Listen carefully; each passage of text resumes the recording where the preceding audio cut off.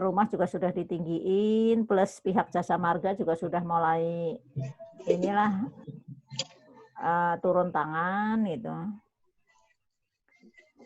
Jadi alhamdulillah memang rumah saya minta haknya untuk diusap-usap, diwarnai, dielus-elus.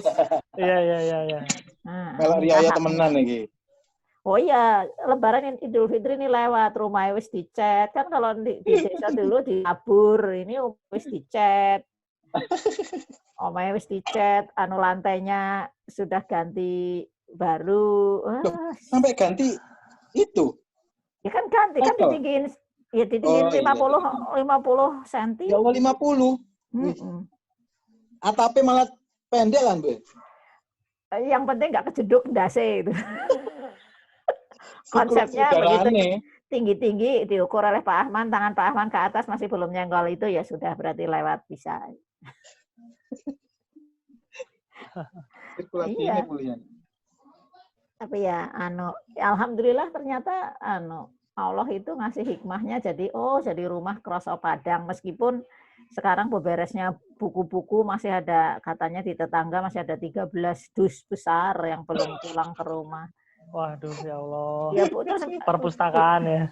Iya kan, sih ditulis di dus buku ibu, buku bapak misalnya kan. Tapi kan ketika masang lagi ke lemari PR tersendiri ya. Nggak bisa kayak nata nggak bisa kayak nata gitu.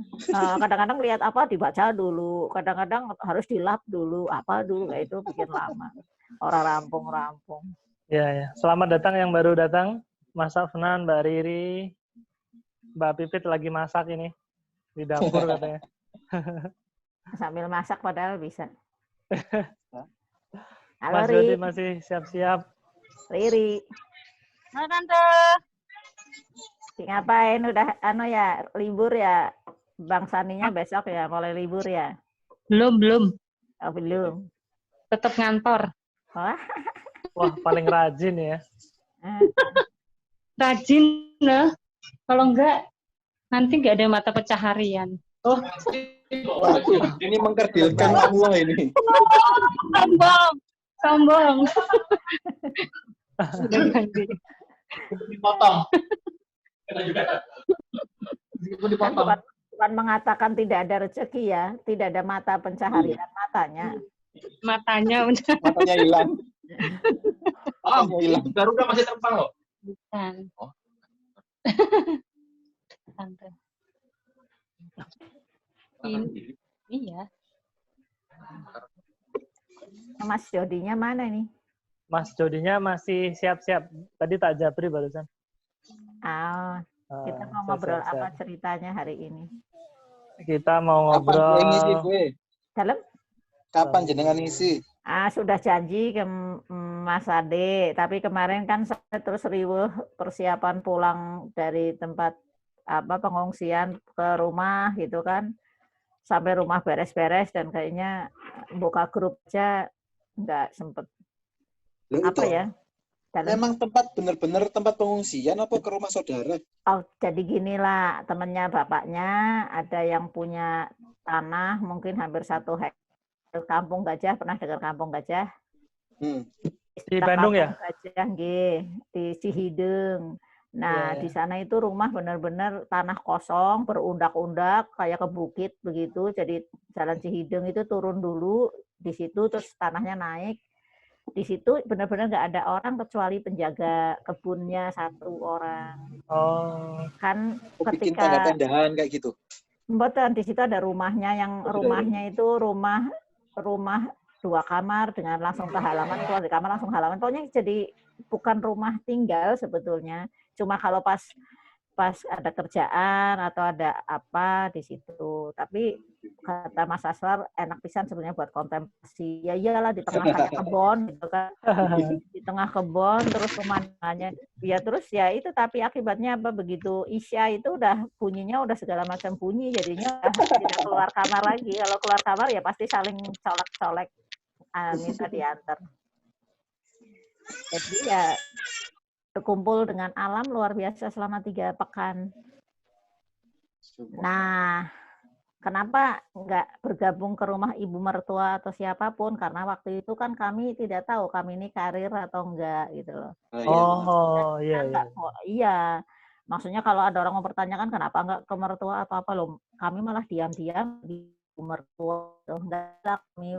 Nah, begitu udah 2 minggu ibu mertua udah mulai kayaknya rada dengar dari kakak mungkin, akhirnya kita ngomong menjelaskan gitu loh bahwa kami itu kenapa nggak memilih di rumah ibu mertua, karena di sana kan banyak kesepuhan, ada kakak ipar, ada ibu mertua, kan bagi kami lebih berhati-hati. Bahaya karir. Nggak kelihatan tapi bawa. Lah nggak kelihatan. Saya izin sebentar nih, ada mbak-mbak yang ada tamu sebentar aja. Oh, iya, iya. Selamat datang yang baru bergabung. Mbak Pipit, Jakarta. Oh iya. Selamat Terima kasih datang. Mas Ade. Kirain ini Pipit Nazwa, ternyata lain. Ya, ada lain. Pipit. Beda. Pak Subhan. Bisa masuk Pak Subhan? Ya, siap. Thank you. Ada tamu dari Malaysia? Bang Sazani. Ya, ada. Ada, oke. Sip. Ya. Buka jam berapa, Bang? Apa? Pak Cik. Di Malaysia jam 5.53 ya? Oh, 5.53. Ya. Kayak Jakarta berarti ya? Ya. Ikut kayak Semarang berapa, Bang Ade? Semarang 15.36. Tuh. Cepetan bentar. Apa? Malaysia jam 17. Hampir jam 18. Itu WIB. Ya.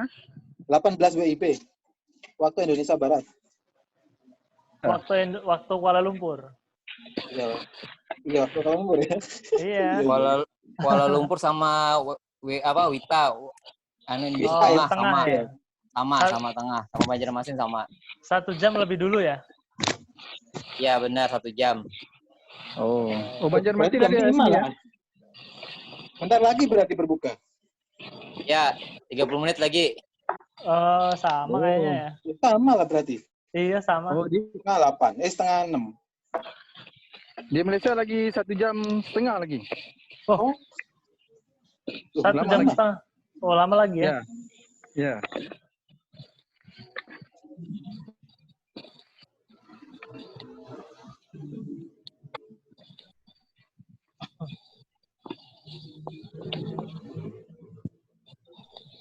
Ini nanti sharingnya sebentar aja ya?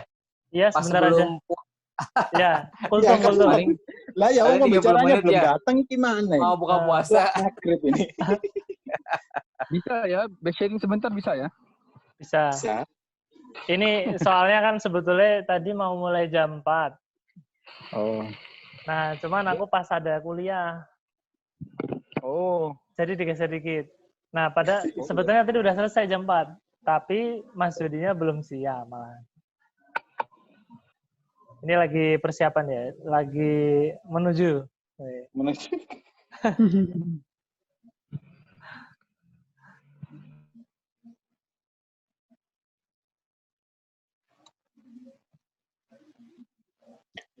Sambil nunggu, Mas Ade sharing dong yang logbook dong.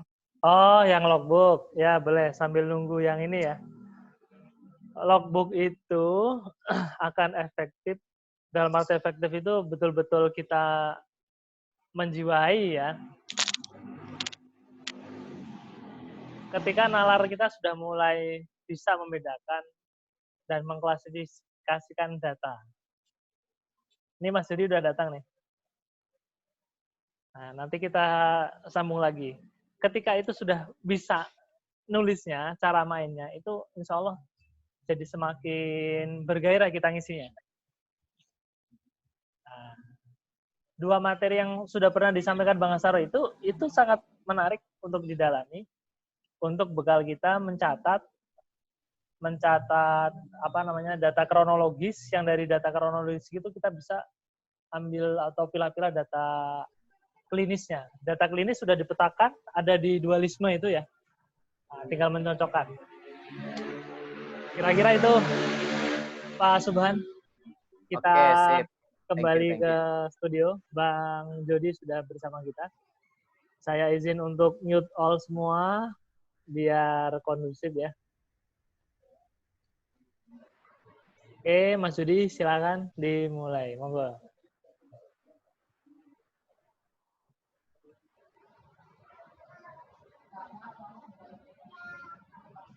Assalamualaikum warahmatullahi wabarakatuh. Waalaikumsalam warahmatullahi wabarakatuh.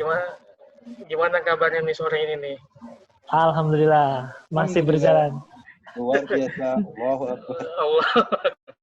Ini buka jam berapa nih di sana? 5:30. Tengah 6 ya. Ah, Jakarta 17.51 nih. mantap. Ya. Mantap. Kita ngobrol santai kan, walaupun ini saya sudah share, kelihatan nggak ya? Kelihatan. Bisa, Oke. bisa. Ya, idenya kan dari diskusi dengan Mas Ade, kalau ini ada fasilitas Zoom, bagaimana kalau kita berbagi gitu kan. Udah gitu, pemantiknya adalah diskusi dengan Bang Sasjoni Rozi nih, yang dari Malaysia ya. Itu kan bicara tentang paradigma, konsep, dan sebagainya. Saya berpikir kok kayaknya kita perlu juga kita diskusi tentang itu gitu kan, diskusi tentang kenalan dengan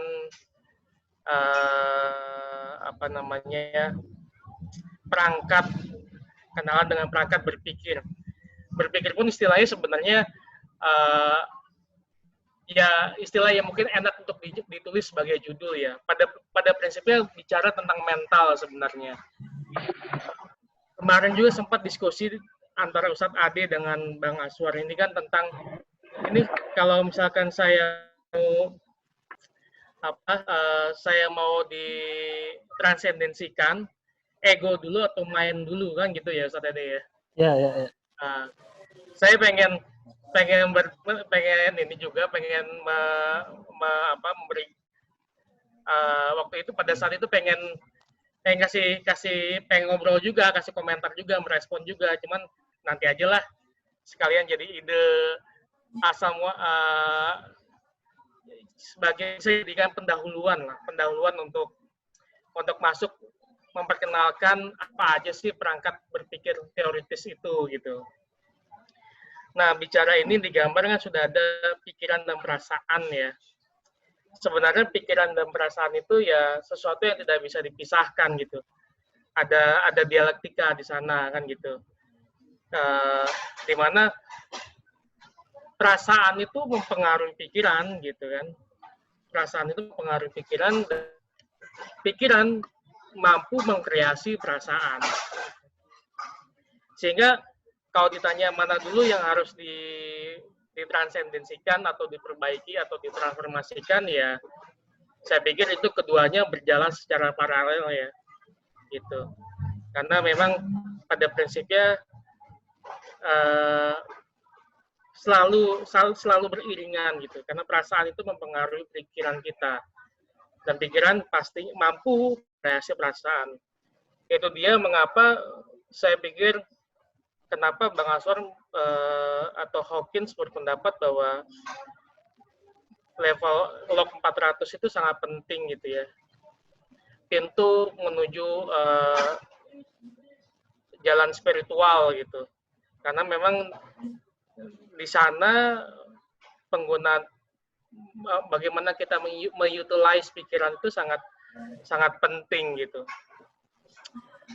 Nah, di sini bisa dipahami ya. Kalau katakanlah perasaan itu ya ego itu lebih banyak ada di perasaan kita gitu. Ya mind itu kan bicara pikiran, walaupun sebenarnya mind juga dimaknai sebagai pikiran dan perasaan itu sendiri gitu. Kemudian dari sini saya ingin diskusi tentang subjek dan ini sebenarnya dihilangkan dulu. antara ingin diskusi tentang subjek dan objek gitu. Ini selalu kan dalam kajian-kajian atau dalam diskusi Bang Asur selalu bicara tentang subjek, ada objek kan gitu. Saya pikir kita perlu memahami apa itu subjek, apa itu objek dengan baik gitu.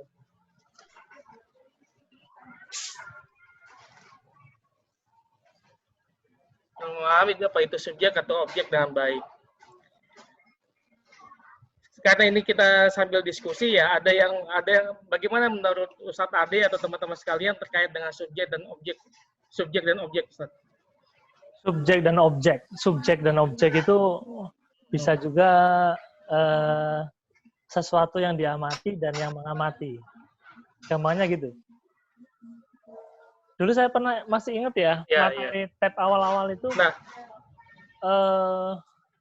subjek diketahui ketika kita mengetahui yang bukan subjek. Subjek diketahui ketika kita mengetahui bukan subjek. Apa itu yang bukan subjek?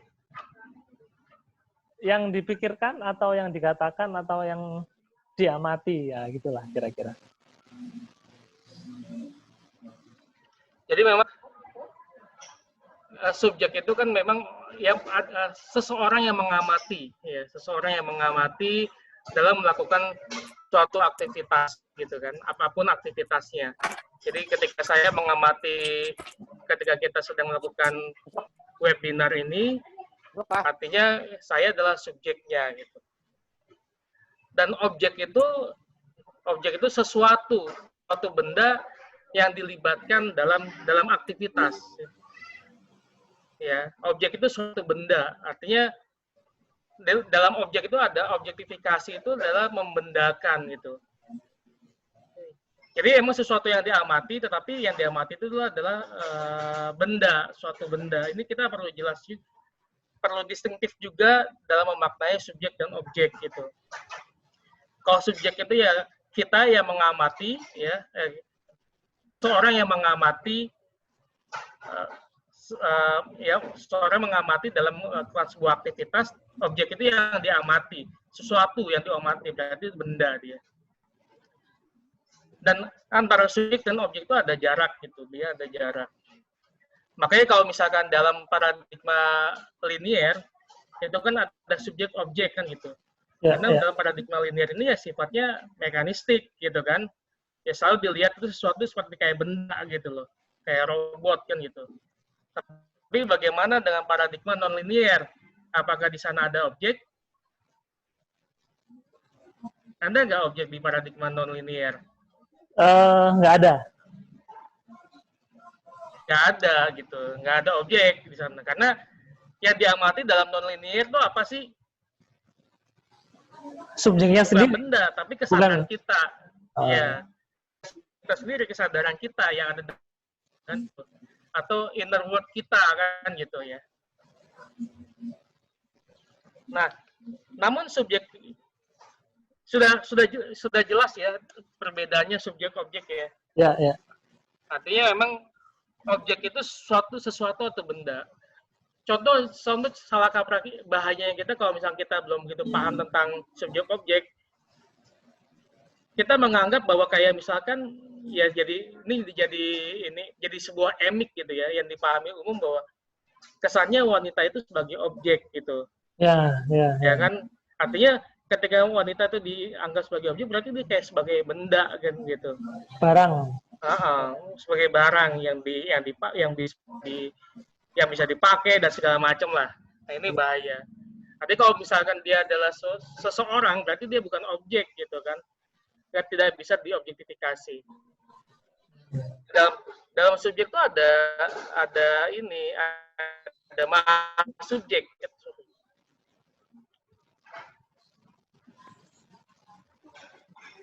Nah, setelah subjek ada mahasubjek gitu. Mahasubjek itu berarti subjek kita ini kan kalau Bang Masud bicara mahasubjek itu berarti kan sesuatu dimensi yang di atas kita, ya.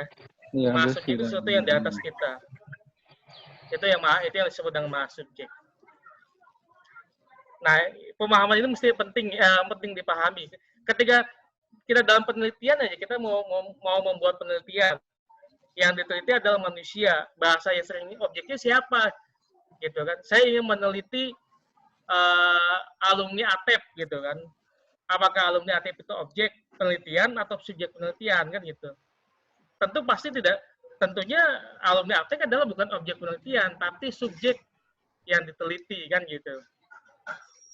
Artinya pembeda subjek dan objek itu adalah objek selain dia sesuatu yang diamati, tetap dia pun adalah sesuatu benda gitu, bukan seseorang.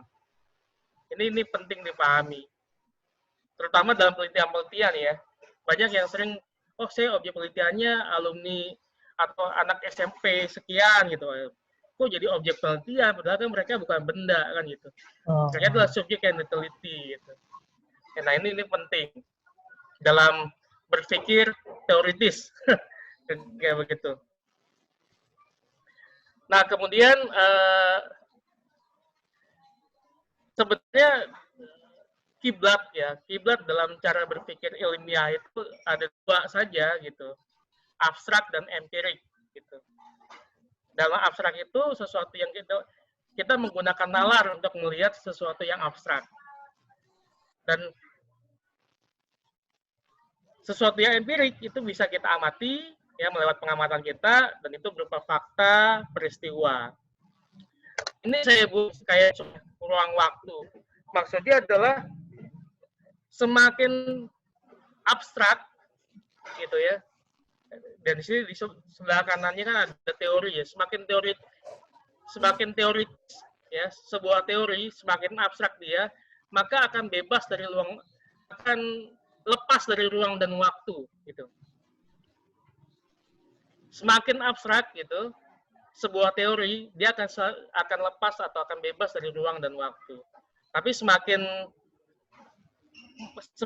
mampu diamati atau semakin empirik, maka dia terkondisikan dalam ruang dan waktu, terikat dalam ruang dan waktu gitu. Ya. Jadi kiblat berpikir dalam ilmiah itu ya ada dua, yang dilihat adalah empirik atau sesuatu yang abstrak gitu. Sesuatu yang abstrak, sesuatu teori yang abstrak itu pasti tidak dia lepas dari ruang dan waktu, dan ini penggunaannya menggunakan nalar. Tidak sekadar diamati, bisa dilihat faktanya, peristiwanya, tapi menggunakan nalar. Kemudian di sini saya perluas lagi gitu. Ada pendekatan juga dalam berpikir ilmiah itu, teoritis itu adalah pendekatan induktif dan pendekatan deduktif. Gitu.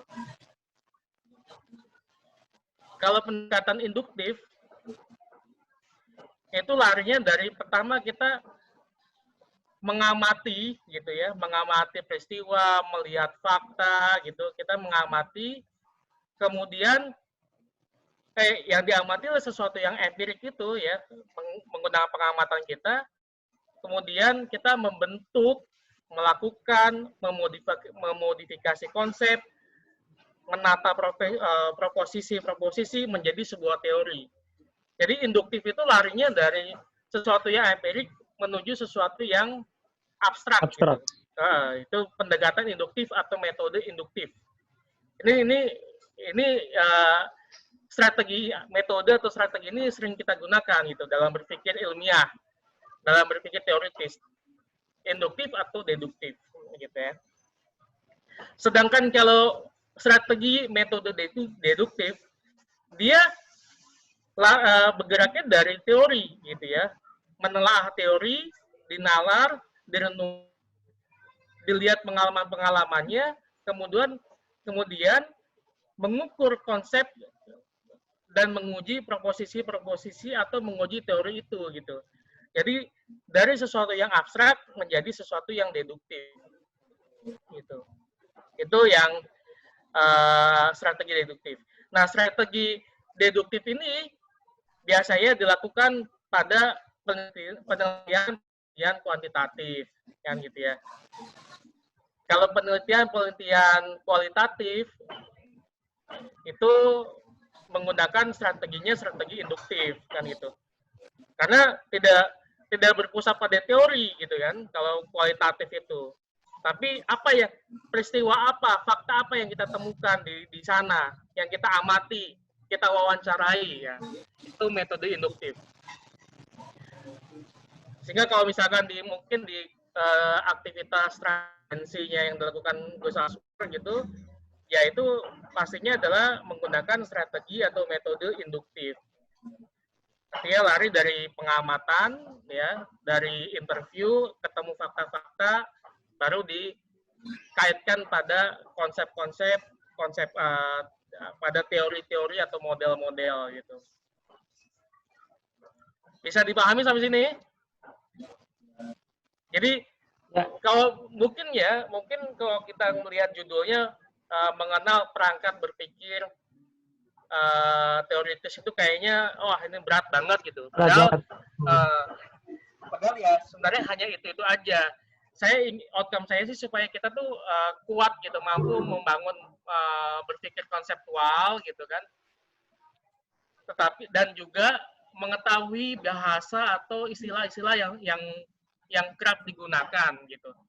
Ini yang saya kenalkan ini yang umum aja, tidak teknis ke penelitian gitu kan. Tapi konsep ini konsep yang sebenarnya dipakai dalam keseharian kita gitu. Jadi begitu.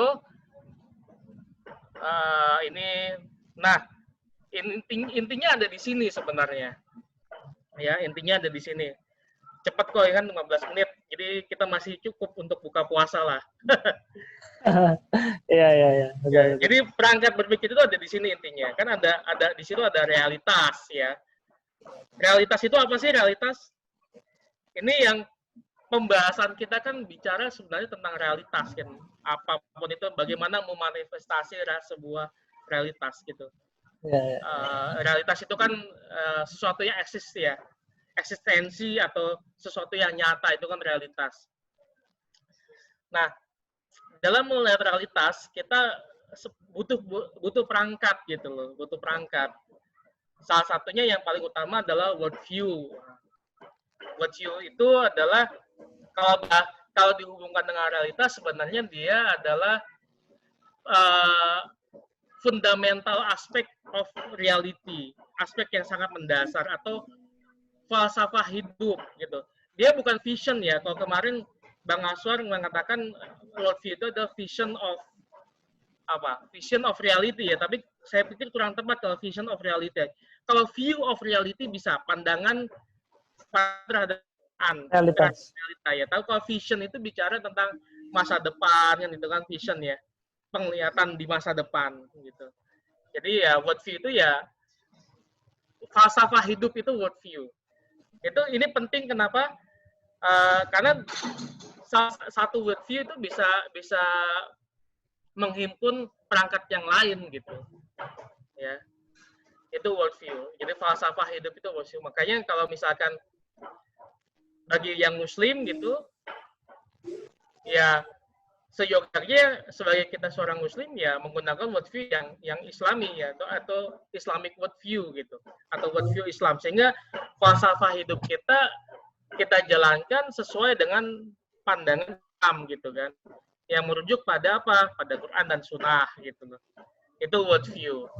Nah kalau worldview kita sudah memiliki worldview yang pegang gitu kan maka kita melihat realita ini atau model realita ini disesuaikan dengan worldview kita gitu, sudut pandang pandangan alam kita, pandangan falsafah hidup kita kan gitu.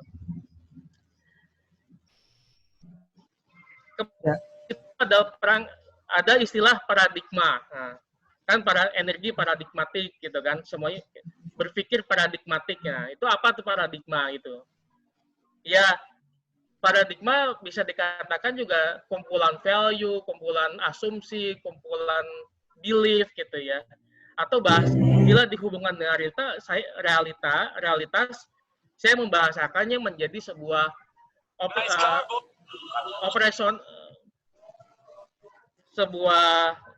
framework of reality gitu. Kerangka kerja atau operasional dari sebuah realitas itu digerakkan oleh paradigma.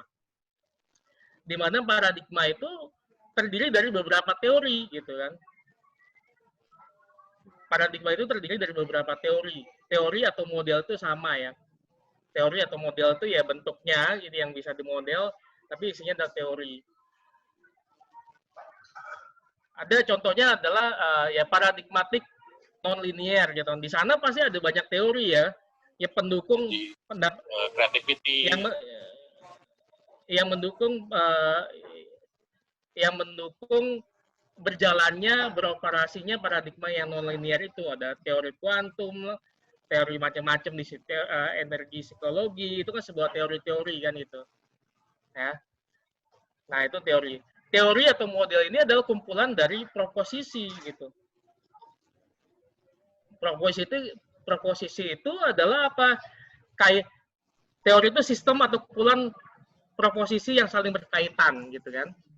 Nah, proposisi ini adalah kumpulan atau saling berkaitannya sebuah konsep gitu. Di mana konsep sendiri adalah model dari sebuah fenomena. Gitu. Konsep adalah model dari sebuah fenomena. Bagaimana cara kita mengambil konsep? Kita mengambil konsep lewat kategorisasi yang kita lakukan dari apa? Dari pengamatan kita terhadap sebuah fakta atau peristiwa. Itu kita kategorisasi dulu. Sifatnya bagaimana, kualitasnya seperti apa, jumlahnya berapa, gitu. Itu perlu ada kategorisasi sebelum menjadi konsep. Nah, kalau biasanya kategorisasi ini ibaratnya kayak kita filter dulu ya, dipisah-pisahkan dulu. Karena biasanya suka ada anomali atau penyimpangan-penyimpangan sebelum jadi sebuah konsep gitu. Nah, kalau misalkan di sinilah proses berpikirnya kalau dari pengamatan atau fakta dan peristiwa itu menjadi sebuah teori, itu disebut dengan proses induksi yang tujuannya apa? Mengkonfirmasi teori.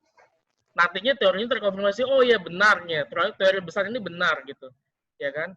Jadi kalau misalkan kita melakukan deep interview pada seseorang, pada seorang subjek gitu, lakukan deep interview, dilihat apa yang terjadi, faktanya bagaimana, peristiwa apa yang dialami. Nah, nanti proses itu mengkonfirmasi, oh ternyata teori besar ini betul gitu kan. Tapi kalau jalannya dari teori menuju pengamatan, ya itu kan tadi dikatakan bahwa dari sesuatu yang abstrak, dari teori ke yang empirik itu adalah merupakan proses deduksi. Proses deduksi yang sifatnya prediksi aja, memprediksi. Kayak katakanlah gini ya, sosial media kita teliti dengan big data, yang bentuknya big data itu kan datanya banyak teori gitu kan.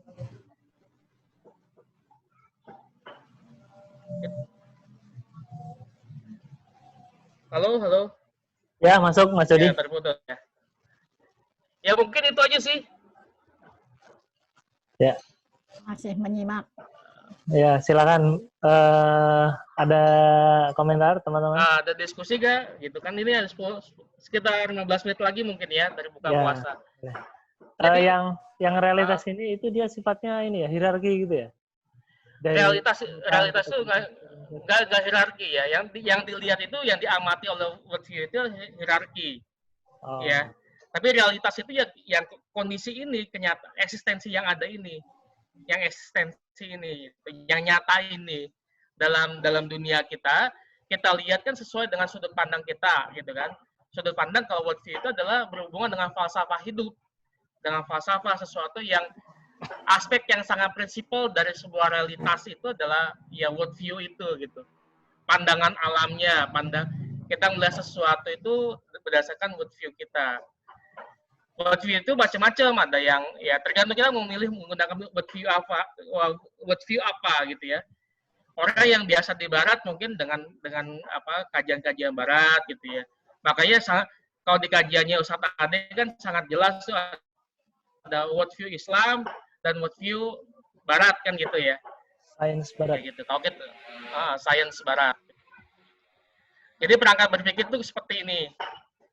harapannya dengan paham ini kita mendengar atau menyimak kajian-kajian Gus Aswar itu kita ada gambaran gitu. Oh, Bang Aswar menjelaskan tentang konsep kan gitu. Nah, di balik konsep, di balik konsep itu ada konsepsi. Konsep itu kan ibaratnya simbol dari sebuah fenomena ya. Kayak katakanlah ada bentuk segitiga gitu ya. Segitiga itu bentuk, kalau kita bilang itu segitiga. Tapi itu ada konsepsi. Konsepsi itu adalah pengertian. Butuh didefinisikan kadang-kadang supaya kita jelas.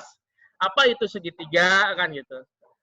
Suatu bentuk dan nah biasa dulu kan Bang Aswar sering ini ya, sering apa namanya di awal-awal ATEP itu kan pernah menanyakan apa definisi dari segitiga, definisi dari segi empat kan gitu ya.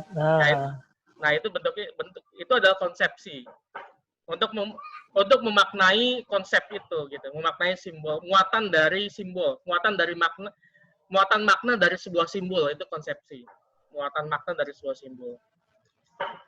Sebuah konsep, jadi teori terdiri dari beberapa proposisi terdiri dari beberapa konsep. Gitu. Kalau proposisi apa, Mas? Proposisi itu kayak beberapa konsep yang saling berkaitan gitu. Karena teori itu tidak cukup satu konsep, minimal lebih dari dua konsep kan gitu. Ya kan gitu. Ya. Itu menjadi sebuah teori. Nah, terus mungkin teman-teman ini bertanya nih. Ya.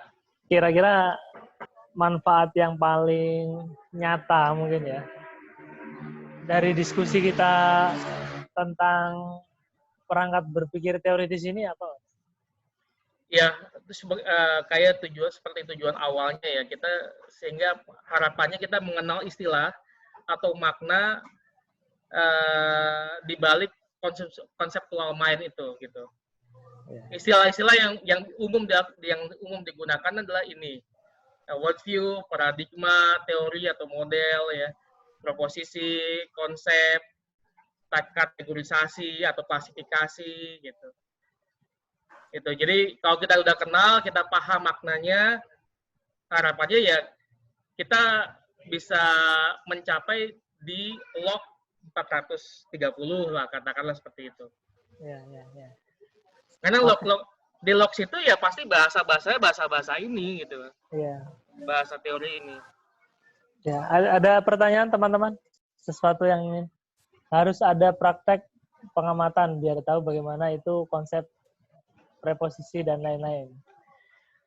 Kalau praktek nyatanya mungkin kita bisa kembali ke menggunakan dimensi data itu loh. Ya. Ada yang ingat kan dimensi data itu apa? Dimensi data 0 itu apa? Dimensi data titik ya. Titiknya menyimbolkan sebuah batas gitu kan. 0 itu kan batas.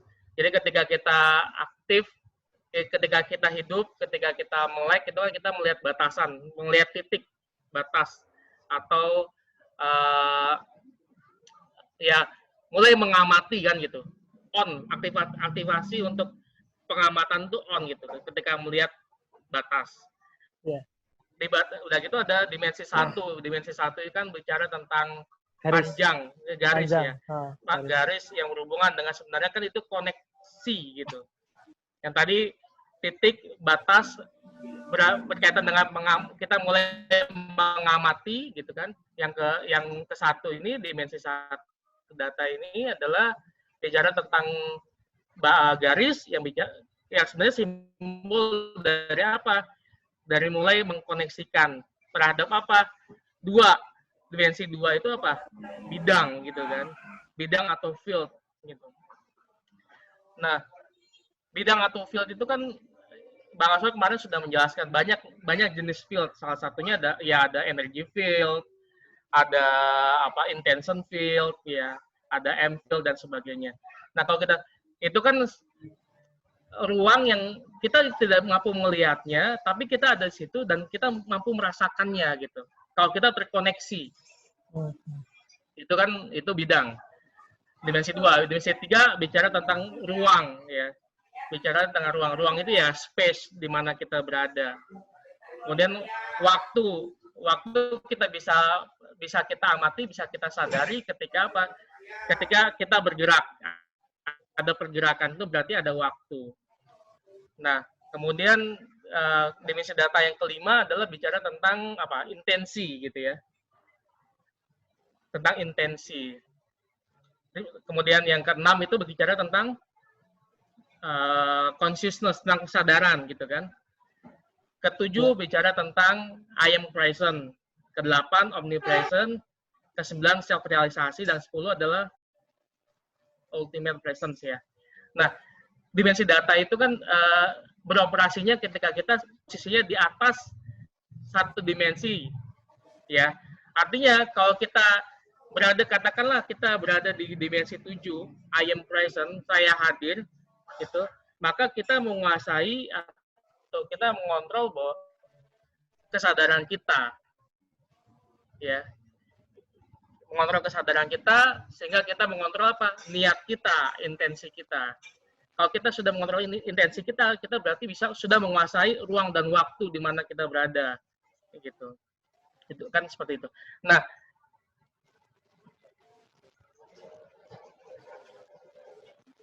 ini ada polling yang belum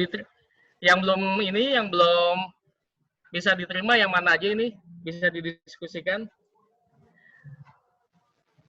Bisa nah, komen.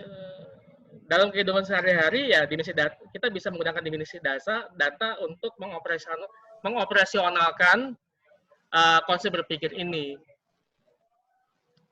Gitu. Ya. Materinya sih segitu aja. Ya, oke. Mungkin kita lanjut diskusi kali ya, atau ngobrol-ngobrol santai sambil menunggu buka puasa. Ya.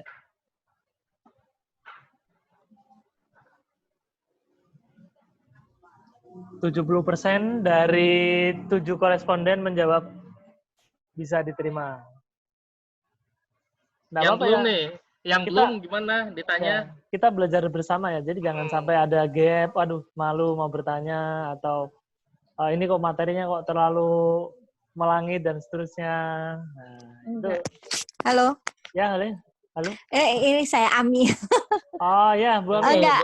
Kalau saya begini ya, kalau saya mempelajari sesuatu itu saya lebih ke mungkin agak kepedeannya tuh intuitif. Nggak tahu konsep intuitif apa, tapi saya biasanya tuh mencoba membaca terus saya masukkan begini belum ngerti dulu. Nanti suatu ketika kalau ada orang nanya itu tahu-tahu bisa menjelaskan sendiri. Nah itu saya nggak ngerti fenomena apa gitu. Pokoknya saya baca dulu, oh ya teorinya begitu, walau belum ngeh banget gitu. Tapi suatu ketika akan muncul gitu. Kira-kira kalau saya selama ini prosesnya seperti itu. Kalau saya perhatikan Bu Ami ya, itu memang tradisi literasinya lumayan lah. Rajin baca itu akan mempengaruhi kognitif juga pastinya. Mungkin dari tradisi membacanya itu memberikan kemudahan untuk mengakses informasi yang sudah pernah dipelajari, gitu Mas Yudi ya? Ya, jadi kalau sangat bisa ya. Artinya kalau misalkan tadi Bu Emi mengatakan kalau Bu Emi itu intuitif, berarti yang Bu Emi biasanya karena sudah terendap lama di katakanlah subconscious-nya gitu kan, sehingga terkesan intuitif. Jadi tidak lagi menggunakan proses nalar kan gitu, langsung teng dapat insight kan gitu ya, nggak membaca ulang atau apa. Kalau intuisi sendiri ya suatu kemampuan yang tidak mendapatkan informasi tanpa melalui proses nalar, itu kalau intuisi ya. Iya, jadi kalau menggunakan proses nalar kan muncul rasio. Ya. Nah, konteksnya sih saya sih inginnya ini teman-teman benar-benar paham apa istilah-istilah yang ini kan ketika kita mengkaji consciousness itu banyak istilah yang kadang-kadang saya nggak tahu juga. Teman benar paham terkait dengan ini ada konsep, ini paradigmatik, apa itu paradigma, apa itu teori kan itu, apa itu konsep kan itu. apa itu proposisi kan gitu ya. Ya. Nah, harapannya paham dengan itu gitu. Sehingga kita punya gambaran besar. Oh, bicara realitas tuh bicara tentang ini tuh. Oh, dalam melihat realitas itu kita menggunakan apa ya gitu. Oh, kita perlu menggunakan worldview kan gitu. Karena worldview itu adalah falsafah hidup kan gitu, prinsip hidup atau aspek fundamental dalam sebuah realitas itu kan worldview. Ya. Kemudian ada paradigma gitu. Paradigma itu apa kan gitu. Paradigma itu untuk mengoperasionalkan realitas, mengoperasionalkan teori gitu kan. Yang isinya apa? Isinya belief, isinya asumsi, isinya value gitu ya dari teori-teori pemahaman yang sudah kita pahami kan gitu. Kayak gitu. Oke. Sip. Soalnya tadi saya barusan baca tentang lihat video lagi konsep paradigma paradigmnya Bob Proctor. Paradigmnya apa, Bu? Bob Proctor. Oh iya. Bob Proctor itu teknik utamanya adalah paradigm shift gitu kan. Jadi bagaimana kita bisa mengatasi masalah dengan paradigm shift. Jadi dia mencontohkan begini. Misalnya ada anak gitu. Anak kecil yang dia itu dikasih ilmu matematika. Ini kan metafora gitu ya. Ada anak kecil dia mengerjakan matematika nggak paham, nggak ngerti sampai sedih banget gitu. Itu karena memang faktor paradigmanya gitu. Ada faktor image. Jadi kalau Bob Proctor itu nyebut paradigm itu ada image, terus paradigm itu di kepala itu dua itu image sama paradigm, terus di bawahnya body. Nah, kalau image kita nggak mendukung, paradigmnya akan menjadikan kita nggak mendapatkan keinginan kita itu gitu loh. Pokoknya mencapai tujuan kita itu. Jadi mau ngerjain matematika nggak bisa. Nah, tekniknya Bob Proctor dia menjelaskan untuk bahasa sederhana gitu kan. Iya. Nah, anak kecil itu diusap-usap tangannya, kamu bisa ya kayak dimotivasi gitu. Tapi dengan kasih sayang pelan-pelan gitu. Kalau rutin gitu lama-lama dia bisa ngerjain matematika. Ibaratnya kayak gitu. Saya lagi ingat videonya Bob Proctor tentang penjelasan paradigma itu. Ya, sebenarnya paradigma ini pun populer zaman-zamannya dulu Seven Habits. Ya, ada paradigm shift ya, atau shifting paradigm, geser paradigma gitu. Nah, padahal sebenarnya di atas paradigma itu, dimensi paradigma itu di atas dimensi teori gitu. Jadi paradigm shifting itu bukan teknik sebenarnya ya, dan paradigma itu bukan persepsi.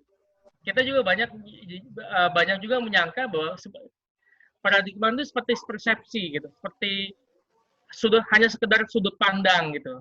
Namun di balik itu, di balik paradigma itu ada teori-teori yang kuat gitu, yang mendukung itu. Makanya contoh kata ada gini lah, kalau di kajian konsensus kita kan biasa paradigma itu dua ya, paradigmatik linier dan non-linier, katakanlah begitu. Sekarang bagaimana menggunakan paradigma linier dan non-linier kan gitu dalam keseharian kita kan gitu. Realitanya yang tampak adalah kehidupan kita seperti berjalan dalam sebuah mesin besar gitu, mesin raksasa kan, semuanya mekanistik gitu. Kalau mau makan ya cari uang kan gitu. Kalau mau dapat uang ya kerja kan gitu. Seolah-olah seperti itu kan gitu. Namun di balik itu ada kita juga bisa paradigma itu bisa digunakan gitu ya. Tapi juga kita bisa menggeser paradigma seperti itu menjadi paradigma yang non-linier, katakanlah kayak gitu. Artinya kalau kita memang mau uang, uang itu tidak ada hubungan dengan kerja kan gitu. Kita mau makan juga tidak ada hubungan langsung dengan kerja gitu kan. Bisa aja dengan kita menggeser paradigma kita dapat makanan yang kita nggak perlu kerja, kita dapat makanan. Kita nggak perlu uang, nggak perlu kerja, kita dapat uang gitu loh. Dan hanya menggeser paradigma kita. Jadi sebenarnya paradigma tidak itu bukan teknik gitu. Itu bukan teknik, itu himpunan teori yang ada di paradigma itu. Dan memang untuk mengatasi banyak hal kita pertama yang kita atau mengatasi masalah yang kita kita tinjau adalah paradigma berpikir kita. Kita geser dulu dari yang sisinya yang linear jadi non linear. Agar apa? Agar effortless gitu, agar lebih mudah kita dapatkan, tidak usah susah payah, tidak perlu kerja keras, kita tinggal digeser aja. Jadi bekerjanya dari atas ya, worldview dulu, paradigma, kemudian kita punya worldview yang kuat, worldview kita bisa pilih apa, kemudian gunakan paradigma. Paradigma itu banyak kan. Tinggal mana yang paling cocok, yang sesuai dengan kita pilih kan gitu. Kita shifting gitu. Kalau teknik metode itu masih itu di matra yang bawah gitu, bukan matra di atas gitu. Bukan teknik ya berarti. Paradigma itu bukan teknik, itu beyond teknik, bahkan beyond teori gitu. Yang dimensinya di atas itu. Nah kalau kita menggeser paradigma, jadi paradigma kita geser aja, metodenya, teorinya berubah. Artinya apa yang kita lakukan, cara beroperasinya berubah gitu, framework-nya berubah, operasional kerja realitanya berubah gitu. Dengan hanya menggeser paradigma. Makanya di awal-awal training-yang mungkin Bob Proctor, Seven Habits, Stephen Covey itu ya, the first one is shift your paradigm kan gitu. Makanya Bang Aswar mengenalkan banyak paradigmatik ya. Makanya kita menggunakan paradigma yang mana yang paling nyaman gitu, yang paling sesuai, yang paling effortless. Itu kita yang pilih kan gitu. Di Jogja udah ini ya, maghrib ya? Oh, kurang tahu nih. Saya lagi di Jakarta. Saya di Jakarta. Berarti 10 menit tambah. Ya, monggo ya sudah buka. Semarang sudah buka? Ada yang ingin ditanyakan lagi? Bang, Malaysia bagaimana Malaysia? Mbak Pipit? Mbak Pipit tab kita? Mas Jody. Oh iya, Bang Subhan. Ya. Mas, itu tangga ya, Mas? Semakin tinggi kan paradigma itu kan tinggi gitu ya. Di bawah Ya, itu kan rendah. Tangga ya itu. jadinya. Ya, level ya, matra ya. Level. Ya, matra. level. Dimensi. Jadi semakin dimensi. Jadi Dimensi, semakin berarti paradigma tuh tinggi banget ya, Bas. Iya, dari ujung. Di ujung. Maka kita cukup menggeser dari linear menjadi non linear, maka akan realita yang kita temukan akan berbeda gitu loh. Iya. Ya kan? Itu. Ya, itu ada saya waktu ikut kuliahnya Bang Aswar gitu ya. Jadi teori, dari teori itu kalau nggak salah ada apa gitu. Habis itu ada hukum. Ya. Nah, paradigma ini sama dengan hukum atau gimana ya? Teori ya. Teori yang tidak hukum ya. Hukum, prinsip-prinsip itu teori. Itu teori. Oh, kalau kemarin kalau nggak salah itu hukum itu di atas dulu untuk mengetahui hukum-hukum, baru nanti dari hukum tersebut didapatkan teori gitu ya. Didapatkan teori-teori ininya. Jadi kalau nggak salah seperti saya tuh. Hukum atau prinsip-prinsip itu adalah teori yang memang sudah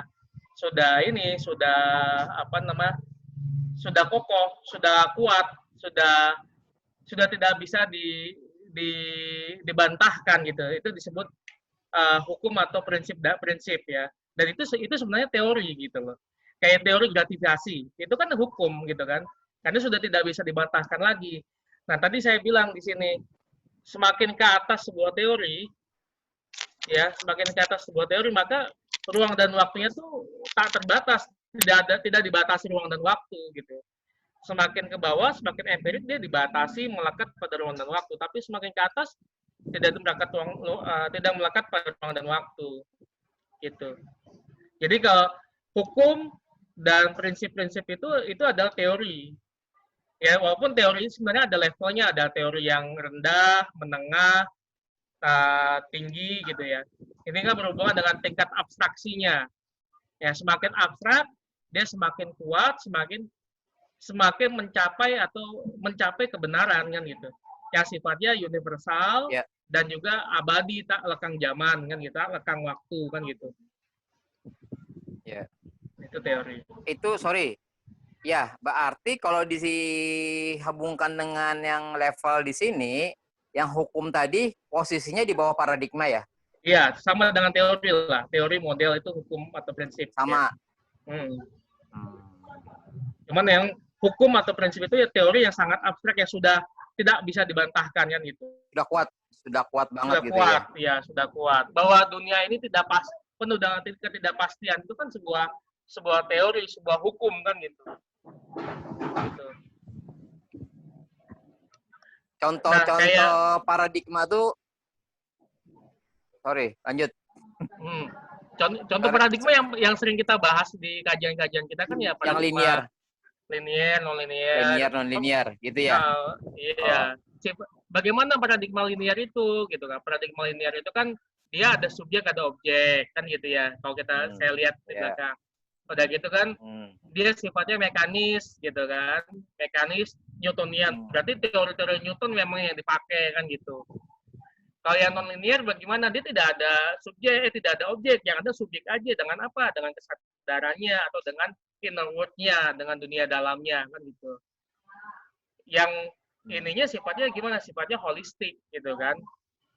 Sifatnya holistik. Teori-teori yang dipakai teori kuantum, kan gitu kebanyakan, kan gitu kan.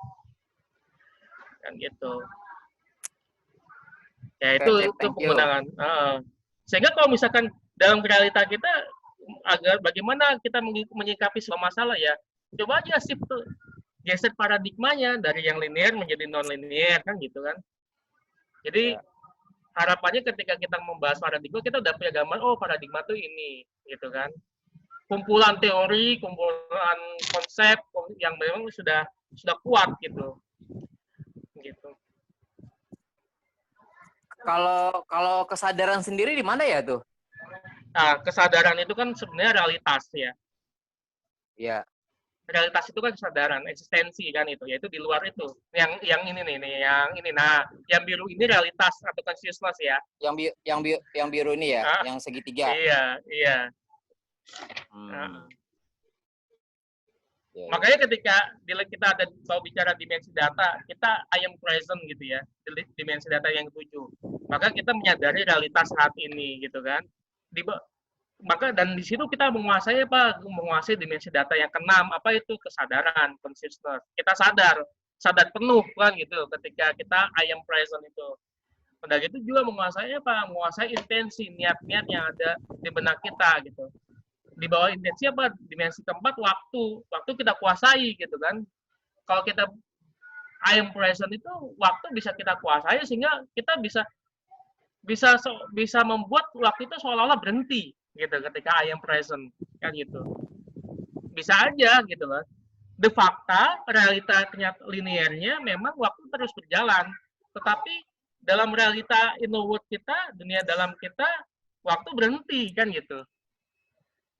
Makanya kalau misalkan lihat waktu inget deh waktu training TEP, Bang Aswan minta kita mengamati lampu yang di atas hotel itu kan, lampu yang di atas.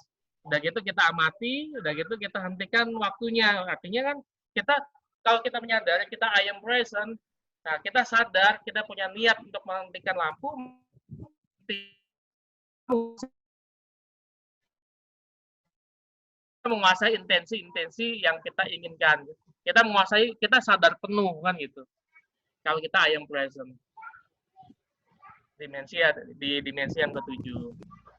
Begitu Pak Subhan. Oke, sip. Thank you. Nah, mudah-mudahan ini langsung harapannya akan mudah kita di log 430 ya gitu. Dengan mengenal istilah-istilah ini. Kalau misalkan mau ikut kajian lebih jauh tentang bagaimana konstruksi teori ya lebih teknis lagi dan itu butuh waktu lama gitu kan. Saya sama Bang Aswan masih belajar juga sama Pak Bagus. Ini akan masuk ke pertemuan yang kedua, tapi nggak tahu nih COVID jadi kapan kita akan ketemunya untuk mendalami grounded theory. Gitu.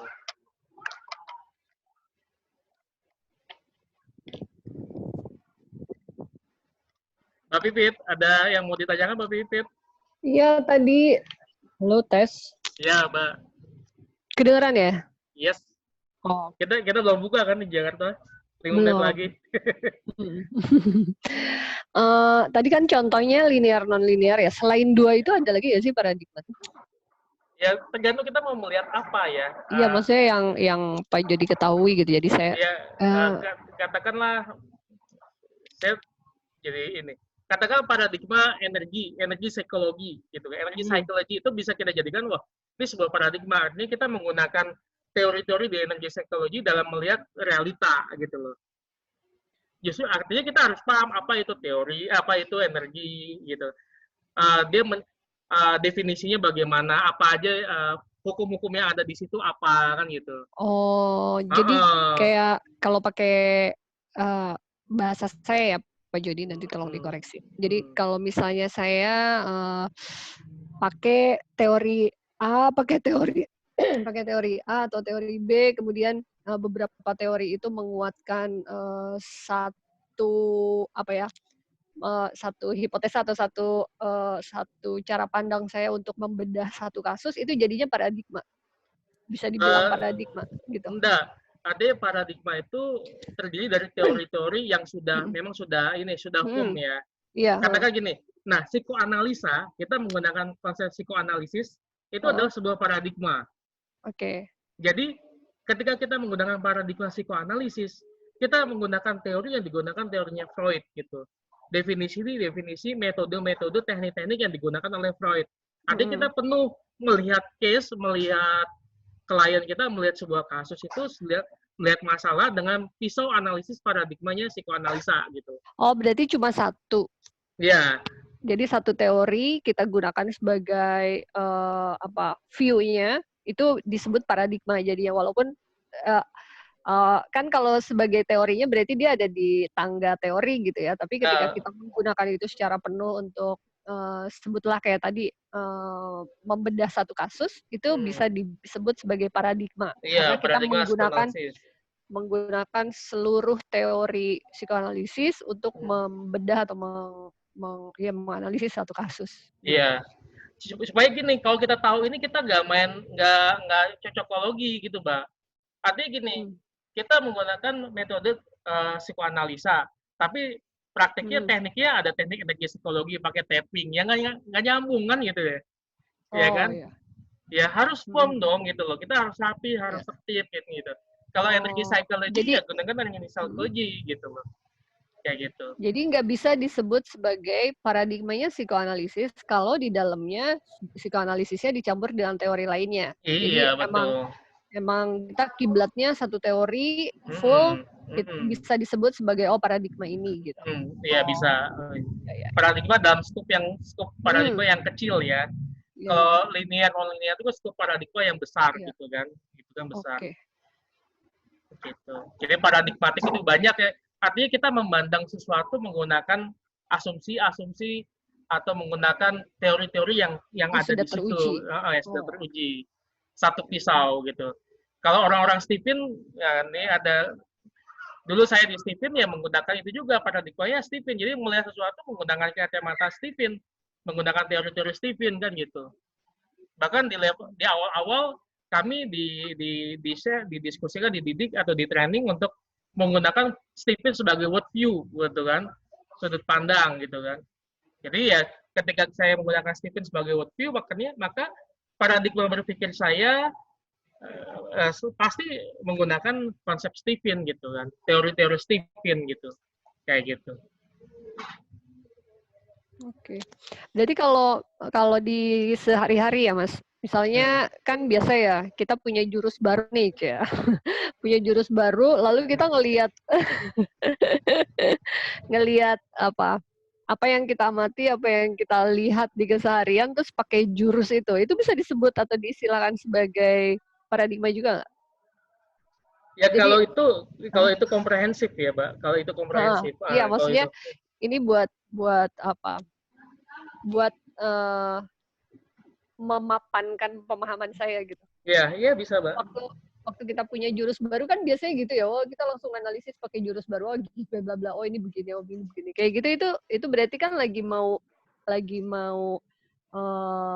meluasnya pemahaman tentang teori sehingga menjadi paradigma gitu. Iya, paradigma yang kita pakai gitu kan. Iya, Hanya nanti kita harus paham juga mengklasifikasikan ya batasan-batasannya ya, batasan antara Oh, teori ya. antara aliran-alirannya kan itu banyak kan gitu ya. Ya itu Makanya kayaknya buat yang expertnya ya. Kan sekarang makanya kayak baru nih, newbie nih. lah, kan kayak psikologi lah, Mbak. Kita kuliah psikologi kan diajari banyak aliran kan. Nah, di kampus itu kan kita nggak tahu yang mana yang kita pakai, paradigma mana yang kita pakai, akhirnya dipakai semua kan gitu ya. Ya itu kan Campur-campur ya. campur-campur gitu, nggak nyambung kan gitu. Ya, Maksudnya kalau misalkan kita ini udah aja kampus A emang kuat di behavior, kampus B kuat di psikoanalis gitu kan. Jadi sudut pandang yang kita gunakan itu gitu. Oke. Maghrib. Ya, udah buka nih. Demikian teman-teman, semoga mudah-mudahan Terima bermanfaat. kasih Pak Jody. Kalau ada salah itu dari saya, kalau benar tentunya dari Allah Subhanahu wa taala. Terima kasih. Iya, Thank terima you. kasih. Yo, Assalamualaikum warahmatullahi wabarakatuh. Waalaikumsalam warahmatullahi wabarakatuh.